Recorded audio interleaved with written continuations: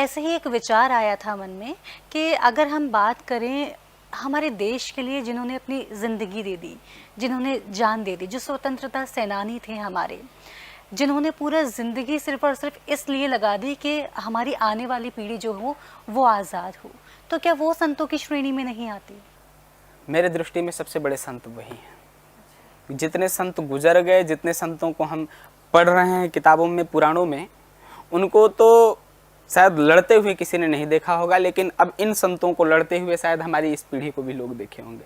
अभी ज़्यादा समय नहीं हुआ, इस समय में भी शायद उस समय को देखने वाले लोग जीवित होंगे, और उन्होंने ऐसे महात्माओं को देखा कि हंसते हंसते फांसी पर चढ़ गए, हंसते हंसते उन्होंने देश की कुर्बानियाँ, देश के लिए समर्पित हो गए।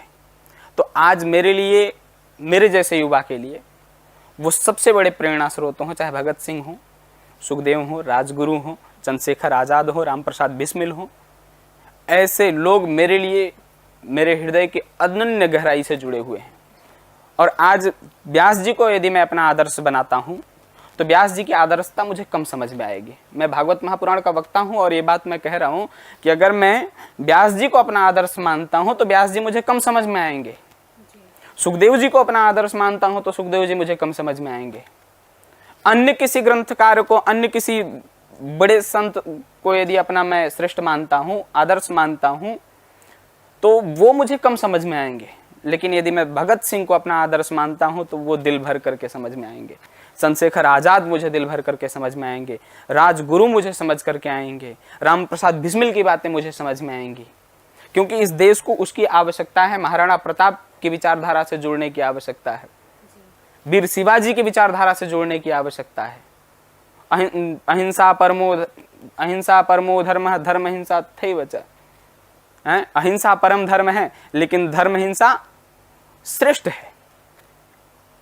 तो जब हम आज के परंपरा से जुड़ रहे हैं तो आज के लोगों से जुड़े। अब अपना हम आदर्श किसी एक्टर को मान लें, किसी नायक को मान लें, तो वो अपने जीवन में क्या कर रहा है बस उसकी बातें समझ में आएंगी, क्योंकि वो जीवंत है। हमारे एक्टर, हमारे नायक, हमारे देश की अहमियता, हमारे देश की सभ्यता, हमारे देश की परंपरा यदि माने तो यहीं से प्रारंभ हुई। हालांकि प्राचीन है, सब कुछ हमारा रखा रखाया है, लेकिन उसको जीवंत उदाहरण इन लोगों ने दिया है। तो मेरे लिए बड़े आदरणीय हैं, और संतों से भी यदि कोई श्रेष्ठ उपाधि होगी मेरे दृष्टि में तो मैं सर्वस्व सर रख करके माथे पर प्रणाम करूंगा कि यदि ऐसी उपाधि देना तो उस उपाधि के चरण रज चूमने का एक सौभाग्य मुझे दे देना।